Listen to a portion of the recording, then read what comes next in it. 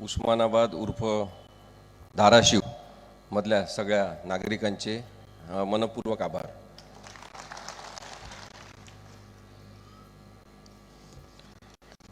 आता जे वर्णन त्यांनी केलं आपल्या इथल्या आमदारांचं आणि खासदारांचं, तो लढाऊ बाणा शिकवणाऱ्या या शाळेत उभं राहून आम्हाला बदल मिळतं याच्याबद्दल मी सर्वप्रथम समाधान व्यक्त करतो। आमदार कैलास पाटील आणि आपल्या इथले खासदार निंबाळकर साहेब यांनी खरंच महाराष्ट्रासमोर एक उदाहरण घालून दिलेलं आहे आणि ओमराजे निंबाळकर साहेबांनी आणि त्यांनी जे उदाहरण घातलेलं आहे त्या शाळेमधून, ज्या शाळेमधून ते शिकून तयार झालेले आहेत, ते उदाहरण खूप तडफदार आहे। ज्यांचं शिक्षणाचं सर्टिफिकेट खोटं आहे त्यांना ते कळणार नाही, आणि ज्यांनी पदव्या विकत घेतल्या त्यांनाही ते समजणार नाही। आणि त्यामुळे धाराशिव मधल्या लोकांनी खरंच आनंद व्यक्त केला पाहिजे की त्यांना अशा पद्धतीने लढवई असलेले नेते मिळाले आहेत। आज सगळीकडे लीडरची कमतरता आहे, मोठ्या मोठ्या पदांवर मॅनेजर बसलेले आहेत। नरेंद्र मोदी, अमित शहा हे मॅनेजर्सचे लीडर आहेत, ते स्वतः खूप मोठे मॅनेजर आहेत आणि मॅनेजमेंट म्हणजेच राजकारण असा त्यांचा भ्रम झालेला आहे। तो भ्रम दूर करण्यासाठी आपण सगळेजण जमले।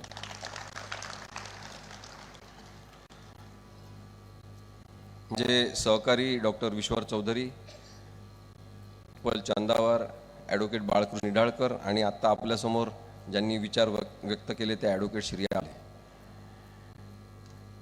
समस्त धाराशिवकर, कारण की इथे काँग्रेसचे नेते उपस्थित आहेत, इथे बहुजन समाज पक्षाचे नेते उपस्थित आहेत, इथे ओरिजिनल राष्ट्रवादीचे लोक उपस्थित आहेत आणि ओरिजिनल शिवसेनेचे लोक उपस्थित आहेत। वंचित बहुजन आघाडीचे लोकसुद्धा ऐकण्यासाठी आलेले आहेत, ते ऐकत आहेत। कोणाला सपोर्ट करायचं अजून त्यांचं नक्की होत नाही, पण लोकशाहीसाठी एकत्र आलं पाहिजे हा विचार मात्र आता खूप मोठ्या प्रमाणामध्ये ताकदवान झालेला आहे। स्पष्टपणे मी सांगितलं पाहिजे सुरुवातच की भाजप, किंवा त्याला आजकाल भाजप म्हणतात, म्हणजे भ्रष्टाचारी जनता पार्टी, नरेंद्र मोदी, अमित शहा यांना आपण हरवलंच पाहिजे हे सांगण्यासाठी आम्ही आपल्या समोर आलो। आमचा काही सामाजिक वगैरे उद्देश नाही, सामाजिक काम म्हणून हे करत नाही, तर राजकीय पुनर्रचना झाली पाहिजे, कारण की भारताचं संविधान आणि लोकशाही धोक्यात आहे हे सांगण्यासाठी आम्ही आपल्या समोर उपस्थित आहोत। आमचं काही लपून नाही, छुपा अजेंडा नाही, आणि म्हणून आपल्याला स्पष्टपणे सांगितलं की अमित शहा आणि नरेंद्र मोदी यांचं नाव घेत असताना पण समजून घेतलं पाहिजे की आमचा नरेंद्र मोदी आणि अमित शहा या व्यक्तींना विरोध नाही, त्या प्रवृत्तीला आमचा विरोध आहे।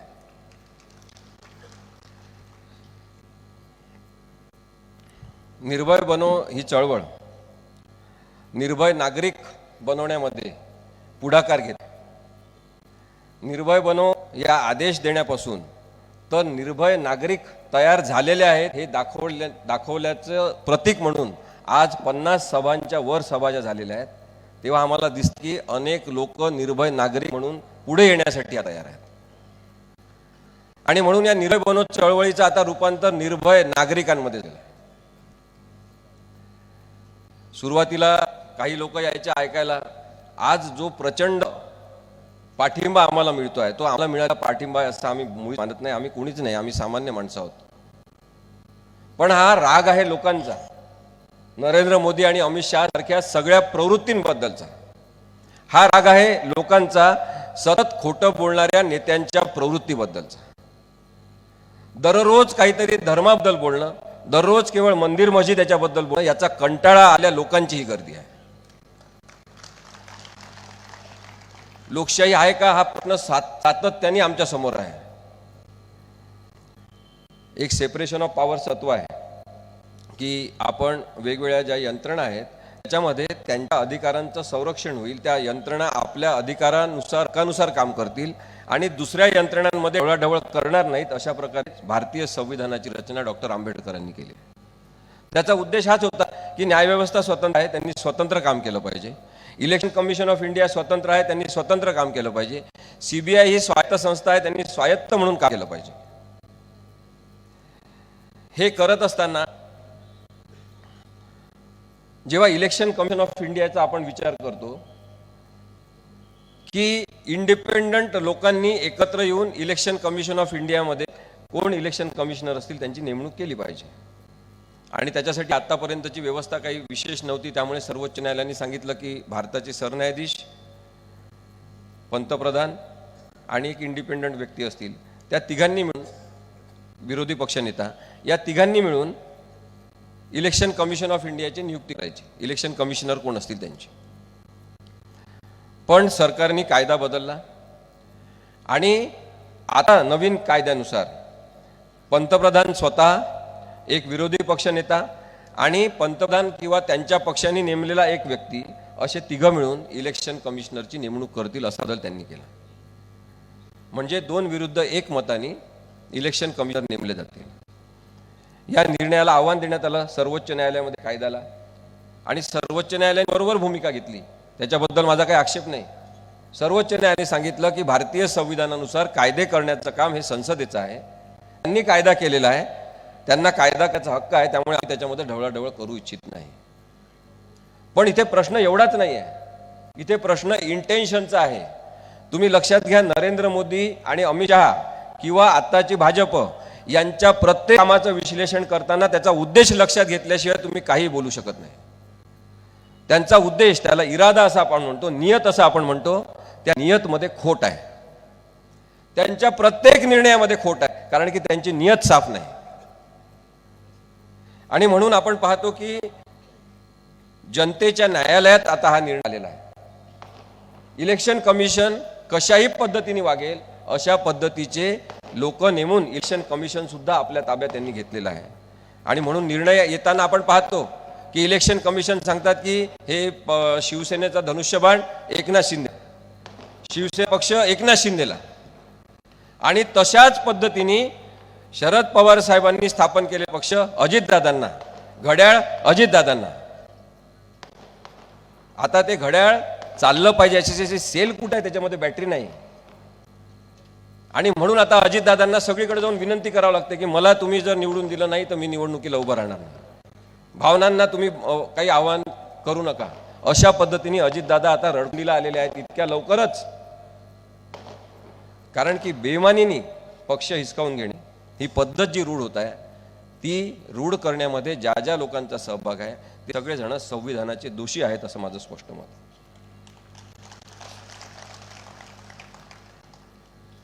देवेंद्र फडणवीस हे किंचाळणारे नेते, सतत आरडाओरडा करून बोलणे, अत्यंत बोरिंग पद्धतीने भाषण करणे, काही त्याच्यामध्ये सबस्टन्स नसलेल्या पद्धतीने आरोप सतत करत राहणे, अशा देवेंद्र फडणवीसला महाराष्ट्राने डोक्यावर घेतलं. एक काळ होता, पण आज त्यांच्या लक्षात महाराष्ट्राच्या संस्कृती प्रधान, सुसंस्कृत आणि नम्र राजकारणाला ज्या नम्री माणसांनी ग्रहण लावलेलं आहे ते आहे देवेंद्र फडणवीस. महाराष्ट्राच्या राजकारणाला कीड लावणारे देवेंद्र फडणवीस आणि त्यांना साथ देणारे गुंड प्रवृत्तीचे लोक, यांना महाराष्ट्र माफ करणार नाही, अशी परिस्थिती आता मोठी ताकदवान पद्धतीने उभी राहिलेली आहे. नरेंद्र मोदींनी नुकतीच एक सभा घेतली यवतमाळला. त्या सभेसाठी त्यांनी खर्च केला जवळपास 13.5 कोटी रुपये. 13.5 कोटी रुपये खर्च करून जी सभा त्यांनी घेतली त्याची नंतर माहिती काढली असता असं समजते की साधारणतः 50 कोटी रुपयाचा खर्च आलेला आहे. छत्रपती शिवाजी महाराजांच्या नावाने ओळखल्या जाणाऱ्या या महाराष्ट्रातल्या सगळ्या जनतेने समजून घेतलं पाहिजे की छत्रपती शिवाजी महाराज जाणता राजा का होते. कारण जनतेचा पैसा जनतेसाठीच खर्च करायचा, एका पैशालाही हात लावायचा नाही, याच्याबद्दल कटाक्ष शिवाजी महाराजांचा होता. आणि आज जे शिवाजी महाराजांचं नाव घेणारे फुटकळ अशा स्वरूपाचे लोक आलेले आहेत, जे जनतेचा पैसा आपल्या राजकीय पक्षाच्या प्रचारासाठी केवळ वापरतात. त्यांना आपण आता विरोध केला पाहिजे. डॉक्टर बाबासाहेब आंबेडकरांनी घटना लिहित असताना सांगितलं की राजकीय पक्षांच्या माध्यमातून लोकशाही चालेल. अप्रत्यक्ष लोकशाहीचा प्रयोग आपण केलेला आहे, इनडायरेक्ट डेमोक्रेसीचा, की हे लोक आपले प्रतिनिधी म्हणून तिथे बसतील आणि जनताच राजा राहील. कारण की भारतीय संविधान लोकांनी लोकांप्रती लिहून लोकांनाच अर्पण केलेलं आहे आणि म्हणून लोकच महत्वाचे आहे, हे नेते महत्वाचे नाही. संविधानामध्ये अपेक्षित असलेली नम्रता आज पाहायला मिळाली इथे कैलास पाटील आणि निंबाळकर साहेबांच्या रूपात. ते इथं बसल्यानं मी त्यांची तारीफ करत नाही. एकदा मी मंत्रालयातून येत होतो आणि मला वाटते निंबाळकर साहेब आणि कैलास पाटील साहेब होते. मला रेल्वे स्टेशनवर जायचं होतं आणि त्यांनी लगेच त्यांची गाडी मला दिली. त्यांना ड्रायव्हरला सांगितलं की यांना रेल्वे स्टेशनवर सोडून द्या. ते दोघं आई चालायला पण लागले. मी त्यांना म्हटलं असं करू नका, नाही ते म्हणे तुम्ही जा, तुम्हाला सोडून येतील. हा जो मनाचा मोठेपणा आहे, साधेपणा आहे, सतत या साधेपणाचं कोणी नाटक करू शकत नाही, लक्षात घ्या. आणि म्हणून या साधेपणाला आपण मानलं पाहिजे. याच्यामध्ये जी सत्यता आहे ती आपण तपासली बघितली पाहिजे. आणि मला असं वाटतं की अशा लोकांच्या सोबत राजकारण वाढू शकते, ते प्रामाणिकपणे उभं राहू शकते आणि भारतीय संविधानाचा आदर करणारं राजकारण निर्माण होऊ शकतं. ज्याच्यामध्ये आज अडथळा निर्माण झालेला आहे आणि त्यासाठी मी मगाशी पण सांगितलं, देवेंद्र फडणवीस हा एकमेव व्यक्ती जबाबदार आहे. यवतमाळच्या सभेला जेव्हा 13.5-15 कोटी रुपये खर्च होतात आणि प्रत्येक मात्र 50 कोटी खर्च होतात, तेव्हा मी जे आपल्याला सांगत होतो छत्रपती शिवाजी महाराजांचं उदाहरण देऊन, की छत्रपती शिवाजी महाराज जर आज असते तर त्यांनी नरेंद्र मोदींचा कडेलोट केला असता.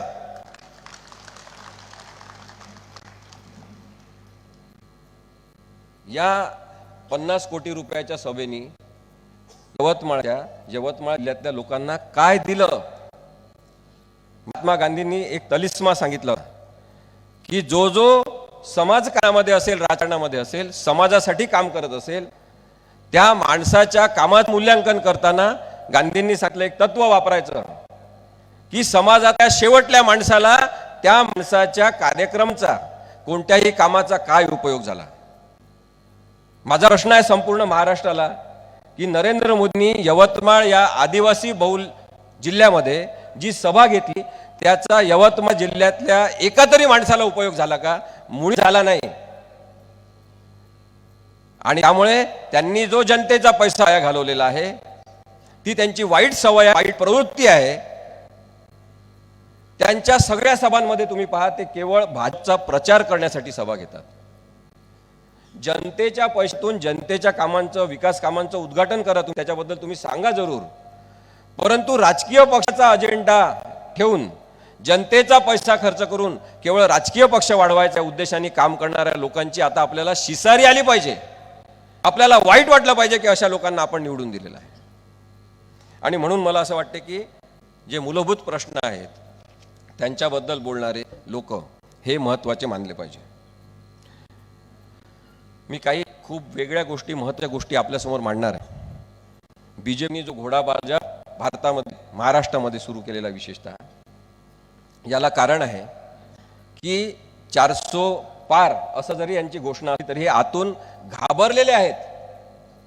यांचं सरकार आता येऊ शकणार नाही हे यांना माहीत झालेलं आहे. बिहार, कर्नाटक, पश्चिम बंगाल आणि महाराष्ट्रावर यांचं लक्ष आहे. आणि लक्ष याच्यासाठी आहे की इथले प्रादेशिक पक्ष स्ट्रॉंग आहेत या चारही राज्यांमधले. आणि म्हणून काँग्रेससह प्रादेशिक पक्ष जिथे स्ट्रॉंग आहेत तिथे यांनी प्रादेशिक पक्ष फोडण्यावर जास्त भर दिलेला आहे. आणि म्हणून आपण पाहतो की महाराष्ट्रामध्ये सगळ्यात प्रादेशिक पक्ष म्हणून स्ट्रॉंग असलेली शिवसेना यांनी पहिले फोडली. त्यानंतर यांनी लक्ष दिलं राष्ट्रवादीकडे आणि राष्ट्रवादी यांनी फोडली. जशा जशा निवडणुका जवळ येतील आपल्याला दिसेल की अनेक राजकीय पक्ष फोडले जात आहेत. हा बीजेपीद्वारे जो घोडाबाजार झालेला आहे, शिवसेना फुटत असताना एकनाथ शिंदे काही आमदारांना घेऊन पळून गेले गुवाहाटीला. मी आपल्याला एक अत्यंत महत्त्वाची माहिती म्हणून सांगतोय. जी माहिती पुढे आलेली नाही आतापर्यंत, गुवाहाटीच्या हॉटेलमध्ये एक आमदार पळून गेले. 8 किलोमीटर गेल्यावर त्यांना पळून आणण्यात आलं आणि त्यांना त्या गुवाहाटीच्या हॉटेलमध्ये प्रचंड मारहाण करण्यात आली. त्यानंतर आणखी एका आमदाराला मारहाण करण्यात आली. त्या 2 आमदारांना कोणी मारहाण केली हा प्रश्न पत्रकारांसाठी आहे. शोधावं त्यांनी. गुवाहाटीमध्ये ज्या हॉटेलमध्ये थांबले होते तेव्हा कोणालाही, इतर ग्राहकांना, इतर कस्टमरला तिथे परवानगी नव्हती. परंतु स्पाइस जेट आणि इंडिगो या 2 एअर कंपन्यांनी आपले काही रूम्स बुक केलेले होते आधीपासून. त्यांच्याशी त्याचा वर्षाचा कॉन्ट्रॅक्ट झालेला होता, जिथे वरच्या मजल्यावर काही एअर होस्टेसेस राहत होत्या. माझा प्रश्न आहे की त्या हॉटेलमधल्या लिफ्टमध्ये एअर होस्टेसच्या छातीवर हात कोणी दिले? एअर होस्टेसचा विनयभंग करण्याचा आणि लैंगिक अत्याचार करण्याचा प्रयत्न कोणीला महाराष्ट्राने शोधला पाहिजे. यांचं खरं चारित्र्य आपल्या समोर येईल. दारूच्या नशेत झिंगत असलेले हे नेते आज जरी मोठ्या मोठ्या मंत्रिपदावर बसले असले तरी पैशाचा खेळ आता महाराष्ट्रात चालू द्यायचा नाही. सतत या प्रश्नाची, आपण या 2 प्रश्नांची जर आपण मागोवा घेण्याचा प्रयत्न केला तर आज ज्या खुर्च्यांवर हे बसले त्या खुर्च्या आल्याशिवाय राहणार नाही. मी आपल्याला ईडीचा वापर यांनी सातत्याने बेकार पद्धती केलेला, अत्यंत वाईट पद्धतीने, निर्दयी पद्धतीने ईडीचा वापर केला आहे. कन्व्हिक्शन रेट आम्ही तो प्रत्येक सभेमध्ये सांगत असतो 0.05% एवढाच कन्व्हिक्शन रेट ईडीच्या केसेसचा आहे. मी तर आपल्या ईडीच्या केसेसच्या अनेक उदाहरणं देऊ शकेन, काही केसेस मी स्वतः हाताळलेल्या असल्यामुळे. सीबीआयच्या 95% केसेस या केवळ विरोधी पक्ष नेत्यांवर झालेल्या आहेत.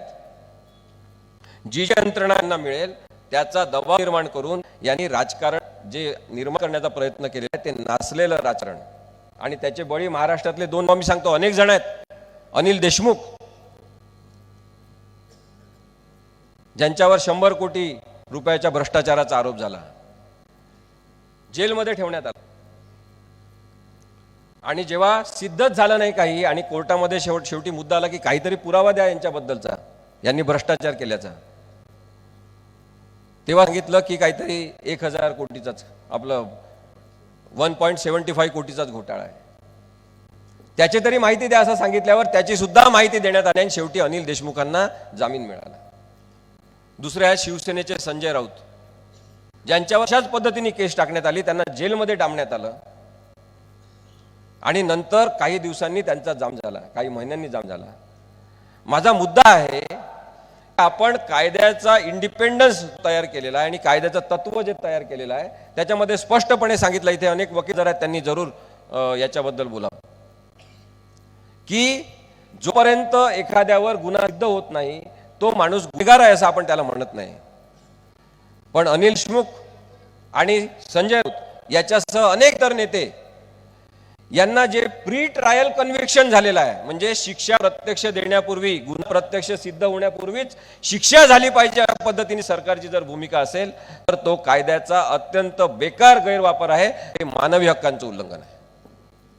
माझं स्पष्ट म्हणणं आहे, आमचं सगळ्यांचं म्हणणं आहे की जे भ्रष्टाचारी असतील त्यांना शिक्षा झाली पाहिजे, पण शिक्षा ही कायद्याच्या प्रक्रियेनुसार झाली पाहिजे. तुम्ही शिक्षा द्यायची नाही.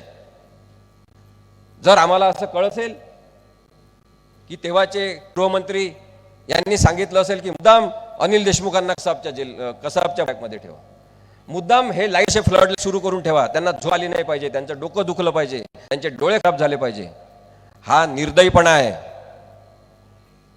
कायद्याचा वापर जेव्हा होत असतो तेव्हा आपण नागरिकांनी आता उठून उभं राहिलं पाहिजे, सांगितलं पाहिजे की सगळ्या भ्रष्टाचारी लोकांना शिक्षा द्या, पण तुम्ही स्वतः शिक्षा देण्याचे अधिकार आपल्या हातात घेऊ शकत नाही.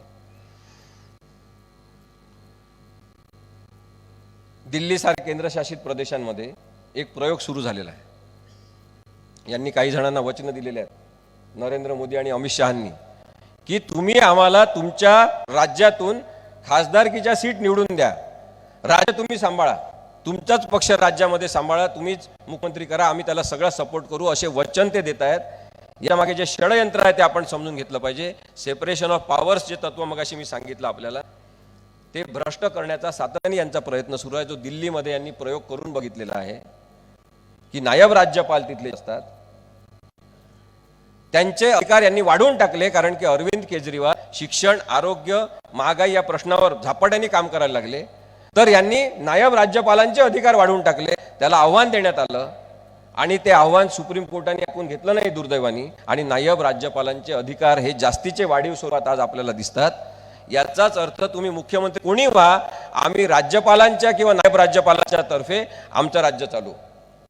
हा जो अरेराचा प्रकार आहे तो लोकशाहीला मार आहे. लोकशाहीला तसं मान्य नाही. राज्यपालांनी राजकारण करण्याचा जो प्रकार महाराष्ट्रामध्ये भगतसिंग कोश्यारी या अत्यंत उद्धट माणसाने आणलेला आहे तो आता सगळीकडे प्रचलित होत आहे. कदाचित भगतसिंग कोश्यारीला यांनी सांगूनच पाठवलं होतं की असंच उद्धट राजकारण, लोकशाही विरोधी, संविधानाचा अपमान करणारं राजकारण करायचं. शिवसेनेच्या त्या जनता न्यायालयामध्ये मी यांना काहीतरी फालतू असा शब्द वापरला तर लगेच पाळीव काही जण लोक माझ्या अंगावर आले. फालतू हा शब्द गव्हर्नर बद्दल कसा वापरला?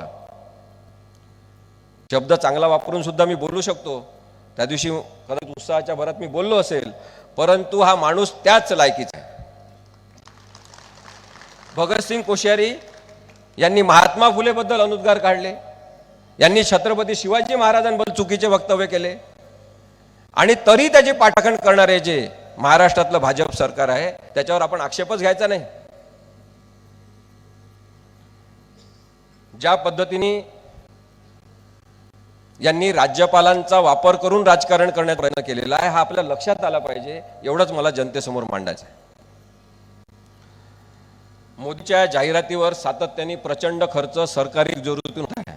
आतापर्यंत आकडेवारीनुसार साधारणतः 3000 कोटी रुपये नरेंद्र मोदींनी स्वतःच्या जाहिरातींवर केलेले आहेत. एक मुलगा विचारत होता पेट्रोल पंपावर हे या कांचा फोटो का आहे, तर त्याचे वडील त्याला सांगायला लागले की हा तोच माणूस आहे ज्याने पेट्रोलचे भाव खूप जास्त वाढवले.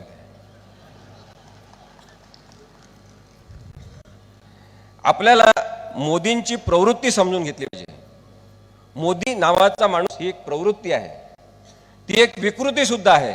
म्हणून माणूस म्हणून याचं अनालिसिस या माणसाचं आपण केलं तर आपल्याला दिसते की हे स्वतःवर अत्यंत खुश असलेला, स्वतःवरच प्रेम करणारा, काही धर्मांचा प्रचंड द्वेष करणारा, खुनशी स्वरूपाचा, हिंसक प्रवृत्ती डोक्यात असलेला माणूस आहे. आणि त्यामुळे जाहिरातीतून हे सतत पुढे येण्याचा प्रयत्न करतात, कारण की यांना झोप लागत नाही. यांना असं वाटतं की मी आज काहीतरी केलं नाही तर मला लोक विसरून जातील, माझा दबदबा कमी होऊन जाईल. ज्या ज्या राजकीय नेत्यांना असं वाटते ते खरं तर अत्यंत टुकार दर्जाचे लोक असतात. मगाशी मी खासदार साहेबांशी बोलत होतो, ते सांगत होते की किती शांतपणे ते झोपतात.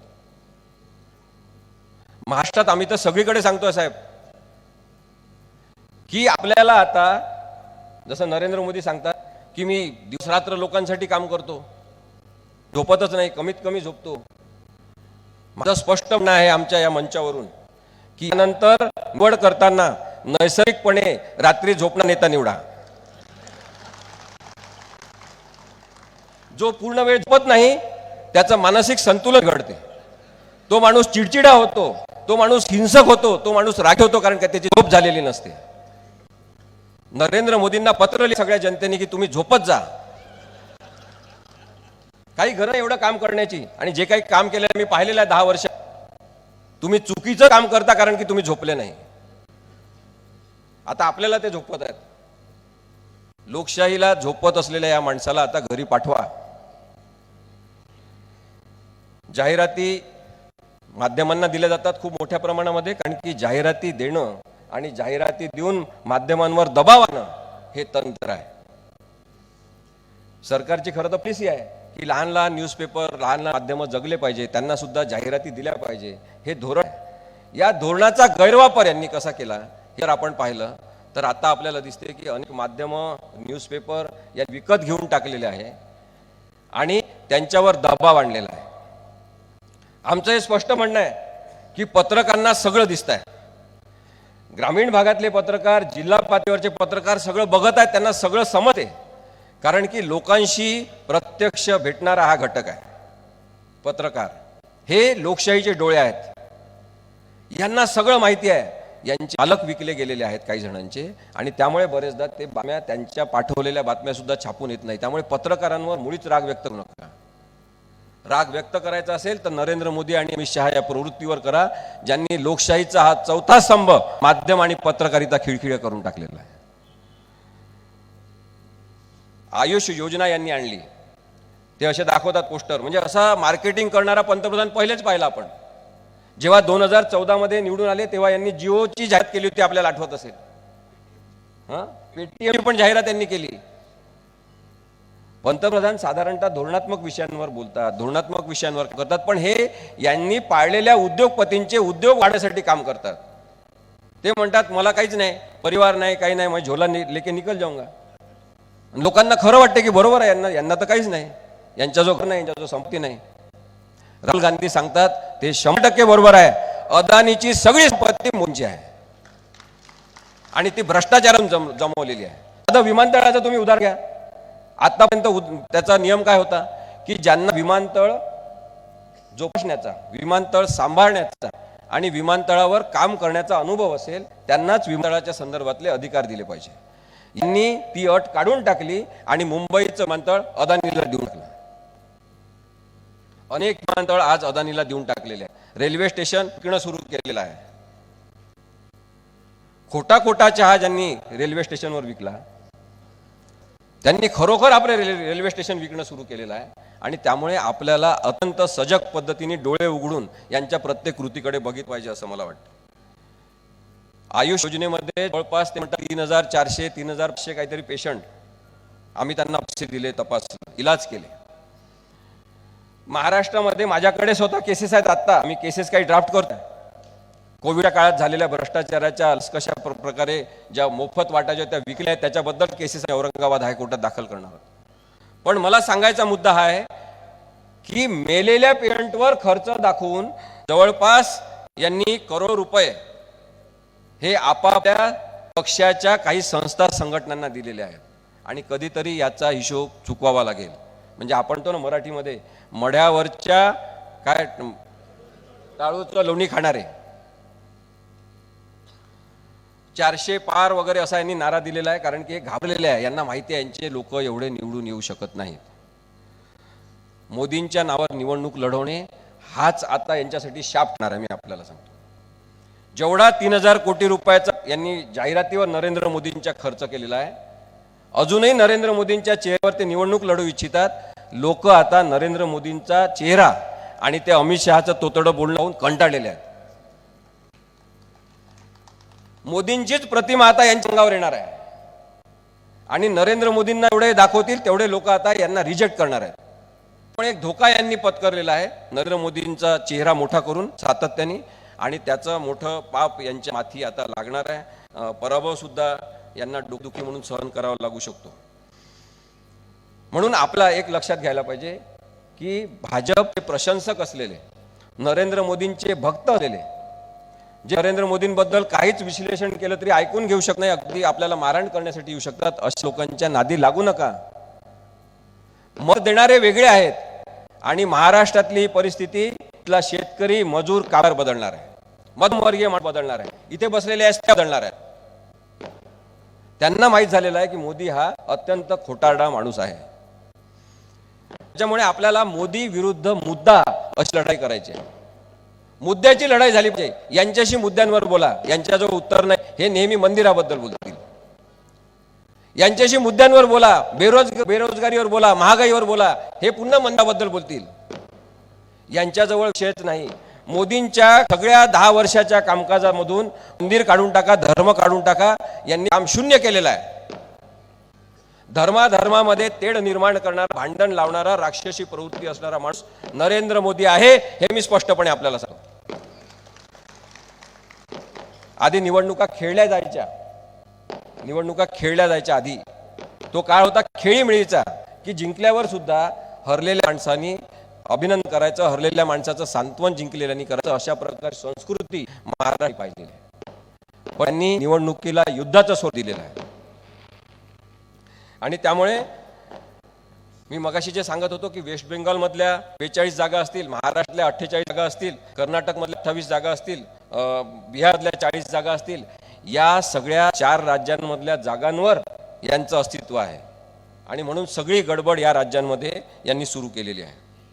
जी व्यक्ती सत्तेत आहे ती प्रवृत्ती नरेंद्र मोदी आणि अमित शहांची ही कोणाचाच विरोध आपल्याला नको अशा स्वरूपाची आहे आणि त्यामुळे त्यांना मगाशी जे संचालन करतो त्यांनी सांगितलं, मगाशी पाटील साहेब बोलत होते त्यांनी सुद्धा सांगितलं की एकाच वेळेस 150 पर्यंत खासदारांना बाहेर करणारा हा माणूस कशासाठी? कारण की विरोधी आवाज यांना नको, विरोधी पक्ष मुक्त अशा स्वरूपाची संसद पाहिजे, खेळाडू मुक्त खेळ यांना पाहिजे, कारण की यांच्यामध्ये खिलाडू वृत्तीच नाही. प्रश्नमुक्त पत्रकार यांना पाहिजे, प्रश्नच विचारले नाही. आणि त्यामुळे यांनी 10 वर्षात एकही प्रेस कॉन्फरन्स घेतलेली नाही. अमेरिकेमध्ये एकच प्रश्न विचारू दिला ना तर ते घाबरगुंडी उडाली, कारण की टेलिप्रॉम्प्टर इकडे थोडं बघायचं, इकडे थोडे बघायचं आणि कधी टेलिप्रॉम्प्टर बंद पडला की तत्तपापा करायचं. पाहिलेलं आहे आपण, व्हिडिओ आहेत त्यांच्या उपलब्ध. एंटायर पॉलिटिकल सायन्स मध्ये नकली डिग्री असलेला हा माणूस बोलूच शकत नाही पत्रकारांशी. बाकीचे सगळे पत्रकार जाऊ द्या, उस्मानाबाद मधल्या काही तटस्थ माध्यमातील आणि पत्रकारांना नरेंद्र मोदीला बोलवून उत्तर द्यायला सांगा, देऊ शकतात का बघा. आणि म्हणून मला असं वाटते की आपल्याला जर यांनी हे युद्ध सुरू केलं असेल तर ही लढाई आपल्याला लोकशाहीची म्हणून लढली पाहिजे. हे सिनेमे काढतात, बेकार सिनेमे, बोगस सिनेमे, खोटारडेपणावर आधारित सिनेमे. 370 नावाचा सिनेमा मी अजून पाहिला नाही, तर ट्रेलर पाहिलं मी, पण आपल्याला मी नक्की सांगू शकतो की हा बोगसपणावर आधारित सिनेमा आहे. कोणत्या कोणत्या फाईल्सची नावं देऊन सिनेमे काढतात. लव जिहाद बद्दल यांचे पाळीव पत्रकार 4 जण, ते कोणते आतक, मला वाटतं इंडिया टुडे आणि नवभारत आणि कोणते तरी आणखी एक चॅनल आहे जी न्यूज, रिपब्लिक नाही, रिपब्लिक याच्यामध्ये नाही, पण 4 इतर चॅनलवर सर्वोच्च न्यायालयाने सुद्धा ताशेरे ओढले. आणि एवढंच नाही तर त्यांची जी ॲपेक्स संस्था आहे ब्रॉडकास्टिंग असोसिएशनची, त्यांनी यांना दंड ठोठावला आणि यांना सांगितलं की तुम्ही प्रत्येक निधर्मी विवाह किंवा धर्मामध्ये म्हणजे मुस्लिम, हिंदू ख्रिश्चन अशा धर्मांमध्ये होणाऱ्या विवाहांना तुम्ही प्रत्येक विवाहाला लव जिहाद म्हणू शकत नाही. आणि तुम्ही निराधार स्वरूपाच्या तथ्य न तपासता वस्तुस्थितीला धरून नसलेल्या बातम्या दाखवलेल्या आहे, याच्याबद्दल यांना दंड सुद्धा ठोठावलेला आहे. आणि तो सुधीर चौधरी, आपले विश्वंभर चौधरी चांगले आहेत, तो सुधीर चौधरी हा वाया गेलेला पत्रकार आहे. अमिश काय त्याचं नाव, देवगण आणि अजून 2-3 जण, हे विषारी पत्रकार नरेंद्र मोदी आणि अमित शहा प्रवृत्तीची देणगी आहे भारताला, ज्यांनी माध्यम व्यवस्था पोखरून काढलेली आहे. यांच्या चॅनलवर बंदी घाला, बघूच नका. नरेंद्र मोदी आणि अमित शहा यांच्यावर त्याच्यामुळेच आमचा एक आरोपपत्र आहे या जनतेच्या न्यायालयामध्ये. हमारा आरोप है, आमचं हे आरोपपत्र आहे या दोघांवर, ज्यांनी लोकशाहीची तब्येत आणि प्रकृती ढासळून टाकलेली आहे. की लोकशाहीला स्वैराचारात ढासळून हुकुमशाहीकडे तुम्ही वाटचाल करतात. आमचा आरोप आहे नरेंद्र मोदी आणि अमित शहांवर की गुन्हेगारी, बलात्कारी आणि भ्रष्ट नेत्यांनी भरलेलं राजकारण यांनी तयार केलेलं आहे. नारायण राणेंपासून कृपाशंकर सिंग पर्यंत आणि अनेक लोक भ्रष्ट राजकारणी आज सगळेजण भाजपमध्ये आहेत की भाजपला सपोर्ट करतात. एकनाथ शिंदे सकट सगळे. काही जणांच्या हातात संपत्ती केंद्रित करून नवीनच एक हुकुमशाही आर्थिक स्वरूपाची तयार केली आहे, असा आमचा तुमच्यावर आरोप आहे. तुमच्यावर आरोप आहे की घराणेशाहीच्या विरोधात तुम्ही बोला, पण तुम्हीच घराणेशाहीचं राजकारण सुरू केलेलं आहे. आमचा आरोप आहे नरेंद्र मोदी आणि अमित शहांवर की त्यांनी पाळीव अभिनेत्यांना आणि अभिनेत्यांना घेऊन खोटे, चुकीचे, दिशाभूल करणारे सिनेमे काढणे सुरू केले. अनियोजित स्वरूपाची नोटबंदी करून त्यांनी गरिबांना आणखी गरीब आणि मध्यमवर्गीयांना आणखी मध्यमवर्गीयांमध्ये ढकलून दिलेला आहे. द्वेषयुक्त भाषणांमध्ये नरेंद्र मोदी आणि अमित शहा आल्यानंतर वाढ झालेली आहे. महाराष्ट्राला प्रत्येक नेता द्वेषमुक्त पद्धतीने बोलू शकत नाही आणि द्वेषपूर्ण पद्धतीने सगळेजण एकमेकांबद्दल बोलतात. याला सुद्धा हेच दोघं आणि महाराष्ट्रामध्ये देवेंद्र फडणवीस कारणीभूत आहे. आमचा आरोप आहे की लिंचिंग म्हणजे निवडून निवडून काही धर्माच्या आणि तिच्या लोकांना मारण्याचा जो उपक्रम यांनी सुरू केलेला आहे, याच्यासाठी हे राक्षसी प्रवृत्तीचे लोक आहेत, असा आमचा स्पष्ट आरोप आहे. आमचा देशातील स्वतंत्र भारतातील पहिला दहशतवादी नथुराम गोडसे याचे गोवेघात हे त्याचेच आहेत. मला आनंद झाला होता भारतात सगळ्या लोकांना, जे नरेंद्र मोदींना म्हणत नव्हते त्याच्याकडे तटस्थ बघत होते, ते सुद्धा लोक बुजले ज्या दिवशी नरेंद्र मोदी पंतप्रधान म्हणून संसदेत पायऱ्या गेले आणि पायऱ्यांच्या तिथे डोकं टेकून संसदेमध्ये प्रवेश केला. आपल्याला क्या बढिया आदमी, संसदेबद्दल केवढं प्रेम, लोकशाहीबद्दल केवढं प्रेम, पायरीवर डोकं घालून हा माणूस संसदेमध्ये प्रवेश करतो. नंतर आमच्या लक्षात आलं, कारण आम्हाला लक्षात आलं की यांचा पूर्वज त्याच प्रवृत्तीचा एक माणूस, त्यांनी सुद्धा महात्मा गांधींना आधी पाया पडला, नंतर गोळ्या घातल्या होत्या. त्यामुळे माझं स्पष्ट म्हणणं आहे की नरेंद्र मोदी या स्वतःमध्ये आत्मकेंद्रित आत्ममग्न असलेल्या माणसाला, मानसिक संतुलन असलेल्या माणसाला आता आपण राजकारणातून हद्दपार केलं पाहिजे. ट्रेनमध्ये शूटिंग करतात, समुद्रात शूटिंग करतात, जिथं कोणी नसेल ते सुद्धा असं हात हलवत शूटिंग करतात. आमचा आरोप यांच्यावर की तुम्ही नक्कीपणा करता. मला कुस्तीपटून तुम्ही अपमान केला, स्त्रीबद्दलची संवेदनशीलता शून्य आहे असा आमचा तुम्ही दोघांवरही आरोप आहे. अमित शहांवर आमचा आरोप आहे की गणेशाई बद्दल बोलतात आणि क्रिकेटचा हक्क सुद्धा येत नसलेल्या तथाप करत बोलणाऱ्या आपल्या अडाणी मला GCCIचा अध्यक्ष केले. शेतकरी आंदोलनाला यांनी देशद्रोही ठेवलं आणि अनेक शेतकऱ्यांच्या हत्या करण्यासाठी नरेंद्र मोदी आणि अमित शहा जबाबदार आहेत. वाईट प्रकारचे कृषी कायदे यांनी आणले. जे शेतकऱ्यांचं आंदोलन झालं, त्यांनी मागण्या केल्या बदला आहे सगळं, तरी त्यांनी बदललं नाही आणि 700 जवळपास शेतकऱ्याच्या मृत्यूनंतर हे कृषी कायद्यांनी परत घेतले. अत्यंत जबाबदार वर्तन आहे. भगवान श्रीरामाचं अपहरण करून जणू काही भगवान श्रीरामाची आपण खरेदी केली आहे थाटा वावरणं हा तुमचा गुन्हा आहे असा तुमचा आरोप आहे. भगवान राम सगळ्यांचा आहे, हिंदूचा आहे, मुस्लिमचा आहे, भारतातील प्रत्येक आहे. पण जो संत साहेबांनी आम्ही रामराम का पुढे जाय हिंदू मुस्लिम असतो, त्यांना तुम्ही जय श्रीरामची घोषणा देऊन जे धार्मिकीकरण विद्युतीकरण केलं आहे त्याला आमचा विरोध आहे. महात्मांशी शून्य संवाद केलेला आहे. सातत्याने जनतेसमोर खोटं बोललेले आहेत. कोणते बोलले आहेत ते पुन्हा सांगत नाही. विश्वनाथ चौधरी माझे मित्र त्याच्याबद्दल बोलतील. संदेश खाली हा वेस्ट बेंगॉल मधला भाग आहे. त्या स्त्रियांवर अत्याचार झाले, जमिनी विकत पाहिजे, काही जणांना जमिनी उद्योगासाठी पाहिजे आणि त्या जमिनी का देत नाही म्हणून तिथल्या स्त्रियांवर सरकारच्या काही लोकांना अत्याचार असा त्यांचा आरोप आहे. आम्हाला विचारतात इथे संघाचे लोक, भाजपचे लोक आणि त्यांच्या सगळ्या पिलवळीचे लोक की निर्भय म्हणून सभा तिथे वेस्ट बेंगॉलमध्ये जाऊन घेत नाही, कारण त्यांना असं वाटतं की आम्ही कमीच आहे. जिथे जिथे स्त्रियांवर अन्याय अत्याचार होत असेल त्याचा सगळ्यांनी निषेध केला पाहिजे. कोणत्या राज्यामध्ये झालं, कोणी केला हा प्रश्नच नाही. संदेश खालीमध्ये जो स्त्रियांवर अत्याचार आहे त्याचा आम्ही निषेध करतो. आम्ही सगळ्या चांगल्या विचार मानतो. पण मग त्याच्याबद्दल बोलणं तिथे जाऊ का बोलत नाही असे विचारणं सुद्धा आमचा प्रश्न आहे की तुम्ही मोदींना कधी बोलताना पाहिलं मणिपूरबद्दल, मोदींना कधी बोलताना पाहिलं का महागाईबद्दल, मोदींना कधी पाहिलं आहे का काळा पैसा, भ्रष्टाचार आणि यांच्याच पक्षामध्ये असलेल्या भ्रष्टाचारी लोकांबद्दल, मोदींना ते कधी बोलताना पाहिलं आहे महिला अत्याचाराबद्दल, शेतकऱ्यांवर होणाऱ्या अन्यायाबद्दल, शेतकऱ्यांच्या सतत वाढणाऱ्या उत्पादन खर्चाबद्दल आणि तरी त्यांच्या उत्पादनाला किंमत नसल्याबद्दल तुम्ही कधी बोललेल्या पेट्रोल आणि डिझेलच्या भावाबद्दल. आम्ही सगळं काय बोलायचं, आम्ही लोकशाहीबद्दल बोलतोय, याचा तुम्हाला त्रास होतो म्हणून आमच्यावर हमला करतात. हल्ला घडून आणल्यावर सुद्धा ट्विटर ते टाकता की आम्ही करून दाखवलं, आमच्या पक्षाबद्दल बोलणाऱ्या लोकांना आम्ही जिवंत राहू नाही अशा स्वरूपी भाषा तुम्ही वापरता. हा असंस्कृतपणा जो महाराष्ट्रामध्ये रुजलेला आहे तो गृहमंत्र्यांनी आशीर्वाद दिल्याशिवाय राहू शकत नाही. आमची कार फोडली, त्यामधून रॉड टाकण्याचा प्रयत्न केला, तुम्ही करण्याचा प्रयत्न केला, अगड टाकले, ते पेवर गाडीवर टाकले, तरी सुद्धा पुण्याचे पोलीस आयुक्त 307 नुसार गुन्हा नोंदवत नाही. आणि याच्या मंत्रिमंडळातले एक मंत्री उद्देश यांच्या गाडीवर चप्पल करून लगेच 307चा गुन्हा दाखल. प्रश्न हा कायद्याच्या चुकी वापरबद्दल जसा आहे तसा सिलेक्टिव्ह पद्धतीने निवडक पद्धतीने कायद्याचा वापर करण्याबद्दल आहे.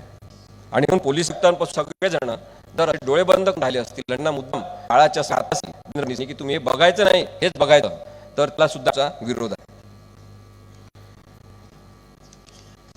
निवडणुका आणि फेअर पद्धतीने झाल्या पाहिजे यावरचा भय आहे. इलेक्शन वोटिंग हे निर्दोष आहे सर्व न्यायालयाचं म्हणणं आहे. त्यावेळेला इलेक्ट्रॉनिक वोटिंग मशीनवरच मत द्यावं लागेल आणि म्हणून खूप मोठ्या संख्येने जे महाविकास आघाडीला सपोर्ट करणारे लोक आहेत त्यांनी बाहेर आलं पाहिजे, मतदान केलं पाहिजे. यांनी किती मतं बदलायचे याच्याबद्दलचा अंदाज नाही ना, एवढ्या मोठ्या प्रमाणात आपण मतं केलं पाहिजे. इलेक्ट्रॉनिक वोटिंग मशीन बद्दलच्या शंका आहेत त्या कायम राहतील. दूत नाही तोपर्यंत आम्ही सुप्रीम कोर्टामध्ये दाखल केली. त्याच्या आमची मागणी आहे की व्हीपॅट जे आहे त्याच्यावर मतदान करायचं नाव, त्या कोणत्या चिन्हाला मत केलं ते, आणि त्याचबरोबर आणि वेळ आली पाहिजे. सध्या त्याच्याकडे तारीख आणि वेळ नाही आणि त्यामुळे ती थोडासा गडबड घोटाळा करण्याचा संभव आहे. आणि म्हणून मी म्हणतो की पारदर्शकता पूर्ण आणली पाहिजे. 2013 मध्ये सर्वोच्च न्यायालयाने निकाल दिला की ईव्हीएम मशीन अपग्रेड करा, आधुनिकीकरण याचं करा. नरेंद्र मोदी मुद्दामून आधुनिकीकरण होऊ देत नाही. इलेक्शन कमिशन ऑफ इंडिया याच्याबद्दल काही बोलत नाही. आता दुसरा मुद्दा इथला महत्त्वाचा आहे की ईव्हीएम मशीन तयार करणारी BEL नावाची जी कंपनी भारत इलेक्ट्रॉनिक्स लिमिटेड, या भारत इलेक्ट्रॉनिक्स लिमिटेड मधले 4 संचालक हे भाजपचे सदस्य आहेत. आणि म्हणून सुद्धा आपल्या शंका महत्व आहे. तरी सुद्धा इलेक्शन वोटिंग मशीन सध्या पर्याय नसल्यामुळे आपण त्याच्यावरच मोठ्या संख्येने जाऊन मतदान करायचं आणि ही परिस्थिती आपण बदलून आणायची असं मला वाटतं. 19 लाख EVM सध्या चोरी गेलेले आहे. त्याचा कुठे वापर होणार आहे, काय करणार आहे आपल्याला माहिती नाही. इलेक्शन कमिशन त्याबद्दल काही करताना आपल्याला दिसत नाही. शेवटचे 2 माहिती मी म्हणतो आणि म्हणतो. एक म्हणजे ही प्रवृत्ती आहे त्याचा अभ्यास केला तर आपल्याला इतिहासाच्या काही हुकशांशीचं नातं आहे की काय वाटतं. हिटलर एक माणूस होता जर्मनीमध्ये ज्यांनी अत्यंत वाईट पद्धतीने राजकारण, असंच हिंसक पद्धतीने एका विशिष्ट धर्म, जाती किंवा वंशाच्या विरुद्ध विद्वेष पसरवून राजकारण त्यांनी प्रस्थापित केलं आणि अनेक लोकांना, इतर वंशाच्या लोकांना मारून टाकलं गॅस मध्ये टाकून. हिटलरच्या बाबत गोष्टी आपण जाणून घेतल्या तर आपल्या लक्षात येईल की हिटलरचं लग्न झालेलं नव्हतं असं तो सांगता. त्याचं लग्न झालं होतं पण तो एकटा असं सांगत होता. काही विशिष्ट धर्माचे लोक आप शत्रू आहे तो सांगायचा. हिटलर जे पाठिंबा देत होते हिटलरचं विशेषण किंवा हिटलरवर टीका मुळी सहन करत नव्हते, अंगावर जायचे. हिटलरने जे जे विरोधक होते ना, कधी राष्ट्रवादी म्हटलं, कधी राष्ट्रविरोधी म्हटलं, कधी अतिरेकी म्हटलं आणि तुरुंगात टाकलं. सगळे प्रश्न जर्मनीमध्ये क्षणार्धात आपण संपवू असं म्हणून हिटलर तिथे आला, पण त्यांनी जर्मनी हा देश बुडवले, दुसरं केलं. कोणाशी सामने तुम्ही ठरवा. हिटलरच्या प्रचाराची महत्वाची घोषणा होती टॅग कॉमेन, जर्मनीतली घोषणा आहे, त्याचा अर्थ आहे अच्छे दिन आएंगे. हिटलरची घोषणा आहे. लक्षात घ्या, हे एवढं साम्य असू शकते का? म्हणून आपण वृत्तीबद्दल बोलतोय. हिटलरला आवड होती की नवीन नवीन कडे घ्यायचे, त्याची रंगसंगती फॅशनेबल असली पाहिजे, लेटेस्ट असली पाहिजे. हिटलरला आवड होती की सिनेमातल्या सगळ्या हिरो हिरोईन बोलून जेवायला बोलवा आणि त्यांच्यासोबत फोटो काढायचे. हिटलरला आवड होती रेडिओवर नाचायचे. आपण जर या साधारण काही लोकांच्या पूर्तीशी पाहत असू तर तशा प्रवृत्ती आपल्याला आता राजकारणातून हद्दपार केल्या पाहिजे असं स्पष्ट आव्हान आपल्याला आहे. माझा शेवटचा मुद्दा सत्ता संघर्षाबद्दलचा आहे, ज्यामध्ये देवेंद्र फडणवीस यांनी जे राजकारण महाराष्ट्रातलं नाचलेलं आहे आणि स्वतःला चाणक्य म्हणून समजतात, ज्यांनी अनेक भांडे एकत्र केले, ज्यांचे लीडर मॅनेजर एकनाथ शिंदे आहेत आणि अनेक लोकांनी आतापर्यंत नेते फोडताना पाहिले, पक्ष फोडला, लोक पळून नेले आणि सत्ता स्थापन केली. विधानसभे सभापती राहुल नार्वेकर यांच्याकडे सर्वोच्च न्यायालयाने प्रकरण ठेवताना काही गोष्टी अत्यंत ठळक पद्धतीने नमूद केल्या, निर्णय म्हणून सांगितल्या आणि तो निर्णय देताना काही महत्त्वाच्या गोष्टी 123व्या परिच्छेदात आपण बघा. त्यांनी सांगितलं की राहुल नार्वेकर अध्यक्ष यांचा निर्णय एकनाथ शिंदेंना लीडर म्हणून मान्यता देण्याचा चुकीचा होता, बेकायदेशीर हा शब्द पडलेला, बेकायदेशीर, इल्लीगल होता.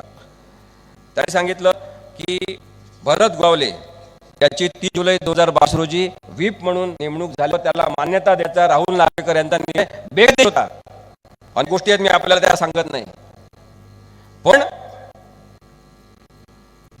अध्यक्ष रिजनेबल कावरीत नाही घ्या ते काही मुद्दे मांडून सुप्रीम कोर्टाने ते राहुल नार्वेकर यांच्याकडे पाठवलं. कारण भारतीय संविधानात हे सांगितलेलं आहे की जर पक्षांतर बंद कायद्यासंदर्भातला विषय असेल त्याच्यावरचा निकाल राहुल नार्वेकर हे अध्यक्ष होते, त्यामुळे त्यांनी दिला पाहिजे. म्हणजे सर्वोच्च न्यायालयाने सेपरेशन ऑफ पॉवर्सचं तत्व पाळलं आणि त्यांनी राहुल नार्वेकर यांच्याकडे निर्णय पाठवला. राहुल नार्वेकर यांनी रिजनेबल टाइम मध्ये निर्णय घ्यावा असं म्हटलं असतानाही त्यांनी सुरुवातीला घेतच नाही. 3 महिने झाले, 4 महिने त्याच्यासाठी सर्वोच्च न्यायालयात पुन्हा टीका केली. सर्वोच्च न्यायालयाने त्यांना सांगितलं मी चालवा, त्यांनी हाला नाही आणि तेव्हा सर्वोच्च न्यायालयाने शेवटी सांगितलं की 10 जानेवारीपर्यंत निर्णय द्यावा लागेल. जवळपास 1 वर्ष यांनी वाया घालवलं आणि मग यांनी केसची सुनावणी घेताना सुद्धा अनेक कृत्या केल्या, प्रकार केले, कायद्याला मान्य नसलेल्या गोष्टी केल्या. सुद्धा महत्वाचा जो सांगायचा आहे तो राहुल नार्वेकर यांनी निर्णय दिला आणि सांगितलं की कोणीच अपवाद नाही. शिवसेना त्यांनी फोडली, एकनाथ शिंदे आणि त्यांच्यासोबत पळून गेले पळपुटे सुद्धा अपवाद नाही, आणि उद्धवसाहेब ठाकरे यांच्यासोबत गेले ते सुद्धा अपवाद नाही. कारण काय दिलं? कारण हे दिलं की पक्ष अंतर्गत वादाचा हा मुद्दा आहे, हा विषय आहे, त्यामुळे याच्यामध्ये मी कुणाला पात्र करू शकत नाही. इथे जे वकील असतील ते सगळे समजदार शिकलेले लोक आहेत, त्यांना मी एका शब्दात हे सांगू इच्छितो की भारतीय संविधानामध्ये सांगितलं आहे आणि 10व्या परिशिष्टामधल्या 6व्या परिच्छेदात सांगितलेलं आहे की पक्षांतर बंदी कायद्यासंदर्भात केसचा निकाल हा विधानसभा अध्यक्षांनी घेतला पाहिजे, आणि त्यामुळे सरन्यायाधीश आणि त्यासोबत बसलेल्या 4 ज्येष्ठ न्यायाधीशांनी ही केस राहुल नार्वेकरकडे पाठवली. जर ही पक्षांतर बंदी कायद्याचीच केस नाही राहुल नार्वेकरांचं म्हणणं आहे, तर त्यांनी निकाल का दिला, त्यांनी निर्णय दिला, त्याला अधिकारच नाही मग निर्णय देण्याचा. जर हा केवळ पक्षांतर्गत वादात प्रश्न आहे तर राहुल नार्वेकर यांना पानावर लिहायचं होतं आणि सुप्रीम कोर्टाकडे केस परत पाठवायची होती. मी या केसवर निकाल लावू शकत नाही, कारण की ही पक्षांतर बंदी कायद्याची केसच नाही असं त्यांनी कळवायला पाहिजे होतं. निकाल का दिला नाही, संवैधानिक प्रश्न आहे, घटनात्मक प्रश्न आहे, आणि बेकायदेशीरता कशी झाली अधोरेखित करणारा प्रश्न आहे. राहुल नार्वेकर यांनी संविधानिक पाप केलेला आहे, संविधानाची फसवणूक केली आहे. संविधान जे डॉक्टर आंबेडकरांनी लिहिलं त्यांच्यासोबत फ्रॉड केलेला आहे, आणि म्हणून संविधानाचा अपमान करणाऱ्या या लोकांना याच्यानंतर उडवायचं नाही. देशपूर्ण विधान करणारे हे प्रवृत्ती जी आहे त्यांनी संविधान समजून घेतलं नाही, कारण की यांना संविधानाला आधीपासूनच विरोध होता. जेव्हा संविधान स्वीकारलं आपण भारताचं म्हणून, तेव्हा राष्ट्रध्वजाला विरोध होता, राष्ट्रगीताला विरोध होता, आणि यांचा संविधानाला सुद्धा विरोध होता. आपल्याला वाटलं की प्रवाहात दिवसांनी चालले होतील, आपण सुधारतील, पण हे सुधारले नाही. आज यांनी अशा प्रकारचे संविधानिक गा पाडणारे आणि संविधानाला उबडणारे अशा प्रकारचे राक्षस तयार केलेले आहेत. प्रचंड मानसिक ताण निर्माण करणारं, ताणतणाव निर्माण करणारं जे राजकारण देवेंद्र फडणवीस, एकनाथ शिंदे आणि राहुल नार्वेकरांनी तयार केलं आहे ते घटनाविरोधी आहे, असं माझं स्पष्ट मत आहे. शेवटची गोष्ट मी आपल्याला सांगतो, थांबतो. जेव्हा हे सगळेजण पळून गेले, एक एकत्र येत गेले वेगवेगळ्या आव्हानांमध्ये, भरत गोगावले तर म्हणजे विधानसभेमध्ये जेव्हा क्रॉस घेत होतो आम्ही, प्रश्नोत्तर घेत होता, भरत गोगावले आले किंवा त्यांना विचारलं कशासाठी गेले तुम्ही, स्वतः लक्षात घ्या आधी. त्यांनी सांगितलं की छत्रपती शिवाजी महाराज सुद्धा तिथे गेले होते, मला वाटलं ती चांगली जागा असेल म्हणून गेलो. कधी आम्ही उद्धव साहेबांना विचारायचा विचार करतो, बिंडू लोक तुम्ही कुठून आले, इथले ताना सावंत, त्यांना ते पैशामुळे पण काही करू शकतो, कुठून डॉक्टर झाले काय आपल्याला माहित, तुम्ही पासा डॉक्टर का पेशंट आहेत ते पण कळले. एकदा म्हणाले नेहमी सगळे कॉन्ट्रॅक्ट हाफिस नावाच्या माणसं का देतात, अरे कळलं यांच्या तिची हाफकिस इन्स्टिट्यूट आहे पण माहित नसेल, हा आरोग्य मंत्री मी दिला कसा उस्मानाबादच्या धाराशिव टोकन या महाराष्ट्राला, परत घेऊन जा, या मसाला घरी बसवा, किती पैसे दे तरी पैसे घ्यायचे की नाही ठरवा, पण मत देऊ नका. जेव्हा या सगळ्यांना पळून नेत आलं, लावून दबाव किंवा परत मुंबईत येत होते, तेव्हा एका महाराष्ट्रातल्या नेत्यांनी, काही त्यांचं नाव नाही, अनुभवी नेत्यांनी उद्धव साहेबांना सल्ला दिला होता की नितीन देशमुख हे त्यांच्या ताळीतून पळून होते. उद्धव साहेबांना असं सांगण्यात आलं होतं की तुम्ही नितीन देशमुख यांची तक्रार अपमान केलं म्हणून, आणि जसा मुंबईत या एका शिंदे पाहिलं त्यांना उद्धव अटक करा, तुम्ही मुख्यमंत्री आहे, तुमच्याकडे दुखात आहे, तुम्ही सँक्शन आहे आणि अटक करा. एकनाथ शिंदेंना तेव्हा जर त्या सल्ल्यानुसार उद्धव साहेबांनी निर्णय घेतला, पकडलं असतं, तेव्हाच यांचं सगळं षडयंत्र कोलॅप्स असतं. उद्धव साहेब हे माणूस प्रधान व्यक्ती आहेत असं आम्हाला वाटते, दिसते आम्हाला. ते राजकारणामध्ये एक अशी पालकत्वाची भूमिका आहे घेणारे लोक असताना हा माणूस अत्यंत साधपणाने जगण्याचा प्रयत्न करतो. त्यांनी तसा निर्णय घेतला नाही, त्यांना असं वाटलं की असं करणं चुकीचं ठरेल, आणि माणुकीवर श्वास ठेवून त्यांना वाटतं की मुंबईत आल्यावर त्याची आपल्या संवाद साधला, आपण पुन्हा मन वळवू, त्या सांगू की करू नका चुकीचं आहे. या चांगलपणावर विश्वास उद्धव साहेबांनी ठेवला, आणि त्यामुळे महाभारत सगळं घडलेलं आहे. आता कोण नेते होते, कोणी कोणाला काय सांगितलं हे आपल्याला सांगत नाही, पण लक्षात घ्या की राजकीय प्रवृत्तीमध्ये फरक लक्षात घ्या. एक माणूस जो स्वतः पक्ष फोडतो, दुसऱ्यांनी उभारलेला पळून जातो, आणि त्याच बेकायदेशीरतेची बाराखडी मान्य करून तिथे बसलेला जो पाळीव राजप्पा आहे निर्णय देतो, आणि सर्वोच्च न्यायालयाला सांगावं लागतं की लोकशाहीने प्रस्थापित झालेलं सरकार पाण्यामध्ये राज्यपाल सहभाग घेतात, हे अत्यंत दुर्दैवी आहे, सर्वोच्च न्यायालयाला टिप्पणी द्यावं लागते. आणि त्या सगळ्या राजकारणामध्ये जे ब्रेन म्हणून काम करतात ते देवेंद्र फडणवीस असतात, स्वतःला चाणक्य म्हणतात. हे अत्यंत चुकीचं राजकारण केल्यामुळे नंतर राष्ट्रपती सुद्धा त्या पद्धतीने फोडण्यात आला. लोकांनी ठरलेलं आहे कोण अपात्र आहे. लोकांनी ठरवलं की आता मतदानाच्या वेळेस कोणाला अपात्र ठरवायचं हा लोकशाही निर्णय तुम्ही घ्यावा अशी मला आपल्याला नम्र विनंती करायची आहे. मला आपलं हे सुद्धा सांगायचं आहे की नंतर कोणी निवडून येऊ त्या लोकांना सुद्धा सांगण्याची हिंमत निर्भय नागरिक ठेवतील. निर्भय बनो ही चळवळ निर्भय बनो नागरिक म्हणून सुरू राहील, कारण की कोणी येऊ त्यांना सांगण्याचा हक्क जनतेचा आहे. आणि ते सांगितलं येणारे नेते आपण निवडायला पाहिजे, शोधायला पाहिजे, त्यांनी उभं करायला पाहिजे आणि त्यांनी आता राज्यकारभार चालवला पाहिजे. मी आपल्या सर्वांचे मनपूर्वक आभार मानतो की लोकशाहीच्या लढ्यासाठी आज तुम्ही सगळेजण इथं जमले. ही ताकद वाढत न्या. सगळ्यांना सांगा की जो चोर आहे त्याला प्रश्न विचारायचे, जो चोर आहे त्याला निवडून येऊच नाही. धन्यवाद.